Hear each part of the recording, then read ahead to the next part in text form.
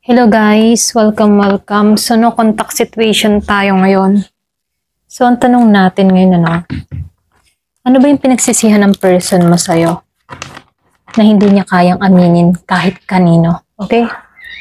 Ano yung pinagsisihan niya sa'yo na hindi niya maamin sa kahit sino? Give me the message.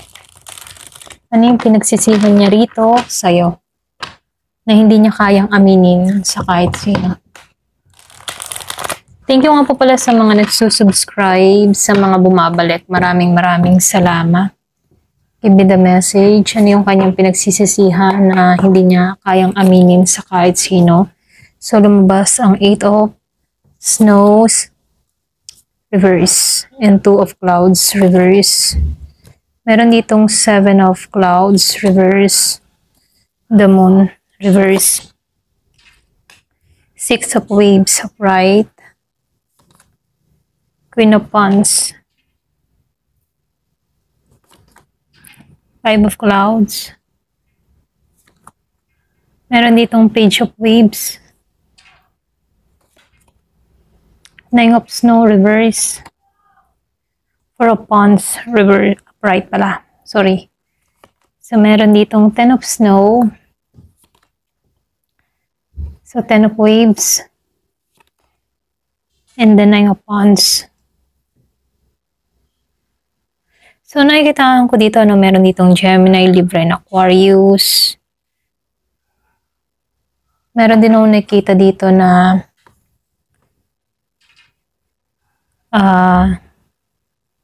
Scorpio, Cancer, and Pisces. Merong Aries, Leo, Sagittarius.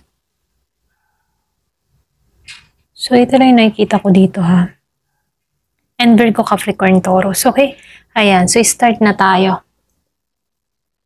So, dito, nakikitaan ko dito yung 8 of Snow, dito. So, ito yung unang enerhiya niya dito, Kumbaga, mayroong pagsisisi sa loob-loob niya na hindi niya sinabi. So, nakikitaan ko dito mabigat. Mabigat yung pagsisisi na nararanasan ng tao na to. So, may mga bago, yung tipo na may mga bagay siyang tinago na halos ikinulong niya yung sarili niya rito, okay? Pwedeng trauma, takot, insecurities.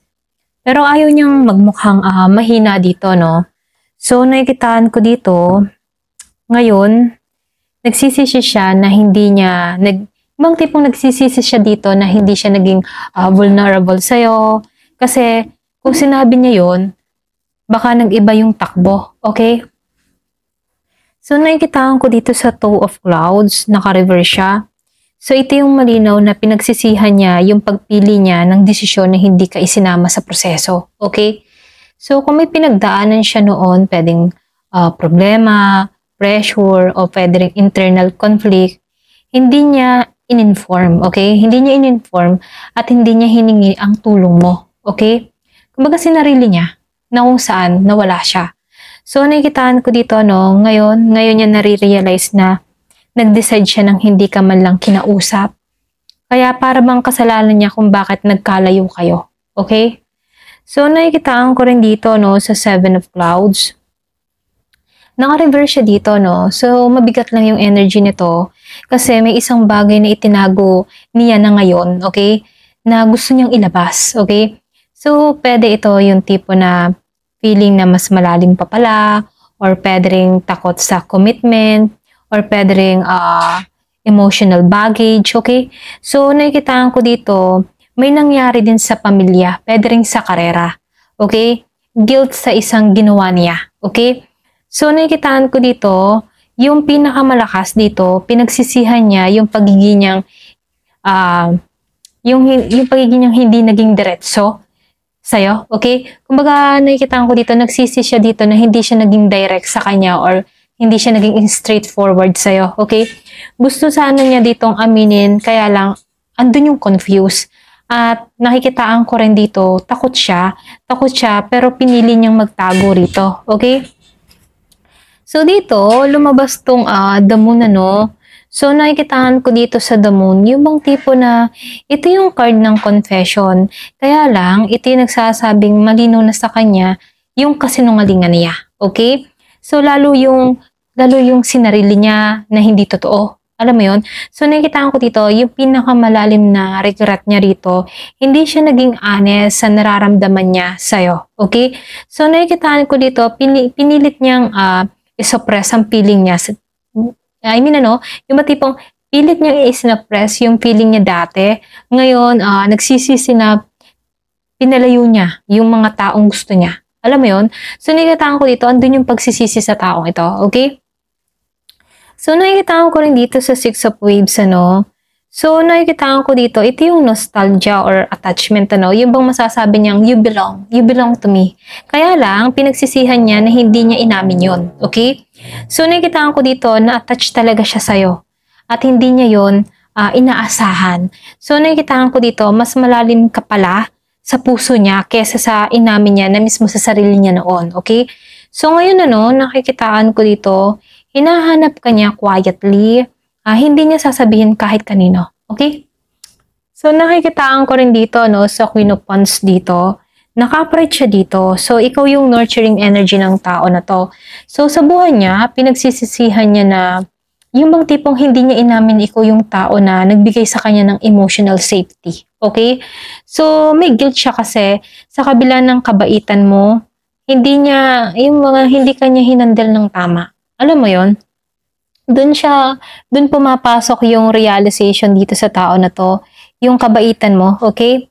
So, nakikitaan ko rin dito sa Five of Clouds, naka-operate siya dito. So, nakikitaan ko dito, yung bang tipo na ito yung pinaka-conflict or pwede ring sabihin na wrongdoing.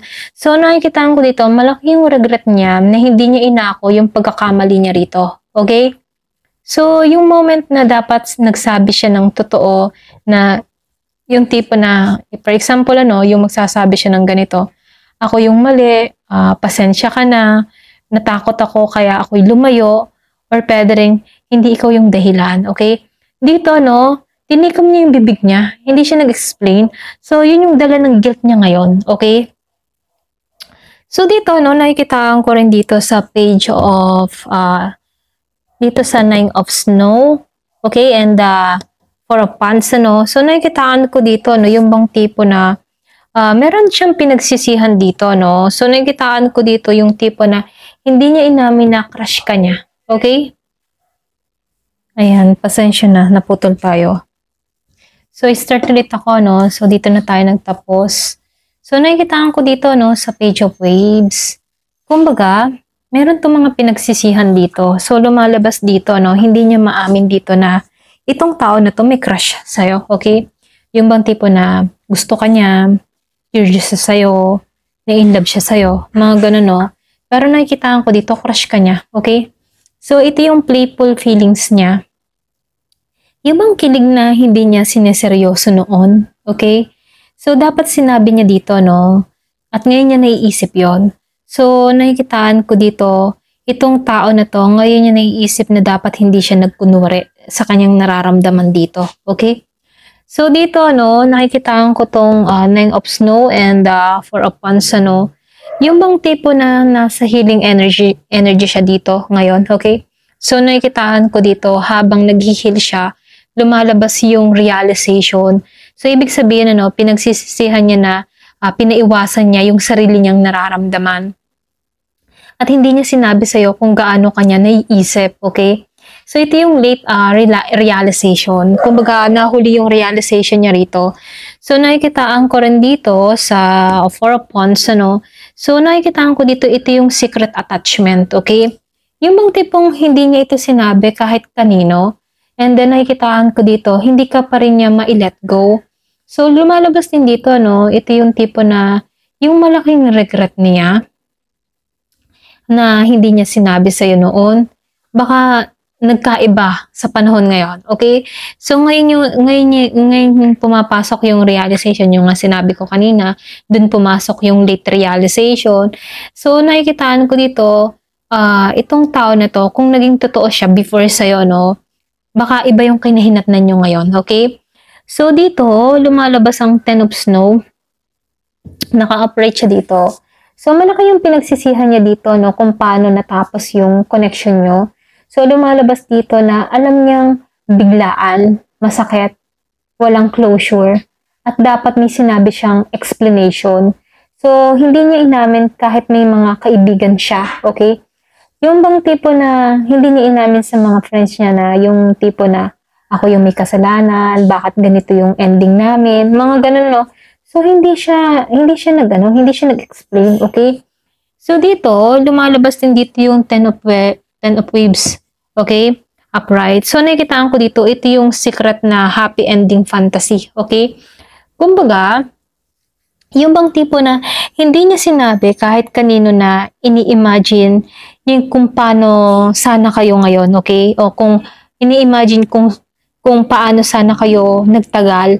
So, nakikitaan ko dito, itong tao na to ay nagiging, ano mo yun, nag-iisip pa siya, nagpa-fantasy siya na sana okay pa kami hanggang ngayon sa future.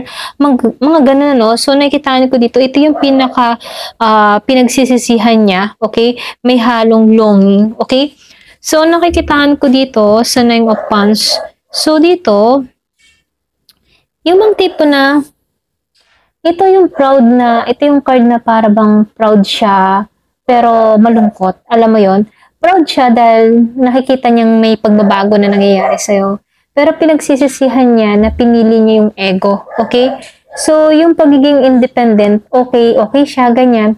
Pero, hindi naman talaga siya okay. Alam mo yon, para bang pinakita niya sa iyo o sa tao na okay lang kahit wala ka, independent siya, kaya niya yung sarili niya. Pero yung totoo, yung sarili niya lang yung niloloko niya rito. So, lumalabas dito, kahit ba naging honest lang sana siya, no? Baka hindi kayo nag-no contact. Ito lang nakikita ko. Kung naging tapat itong tao na to sa umpisa pa lamang, at sinabi niya lahat ng mga hinanaing niya, problema niya, baka nagkaaroon kayo ng maayos na conversation or komunikasyon. Hindi sana kayo hahantong sa ganito. Ito lang nakikita ko, no? So, dito, ito yung mga pinagsisisihan niya, no? Hindi niya Hindi niya inamin yung totoong feelings niya sa'yo. Okay? So, ito yung number 1. So, nakikitaan ko rin dito, hindi niya inamin kasi meron siyang mga takot at confusion. So, ibig sabihin, hindi niya sinabi niya yung problema niya noon, or pwede na hindi niya inako yung responsibilidad sa paglayo niya. So, hindi niya inamin yung guilt niya. Okay?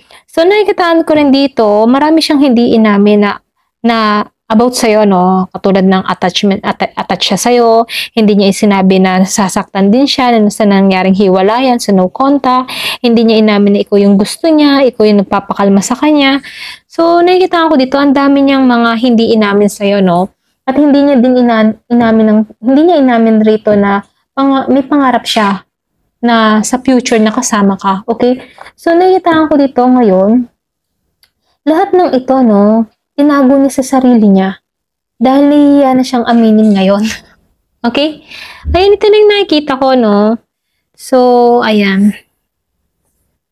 Hanggang dito na lamang po. Thank you for watching. Love and peace.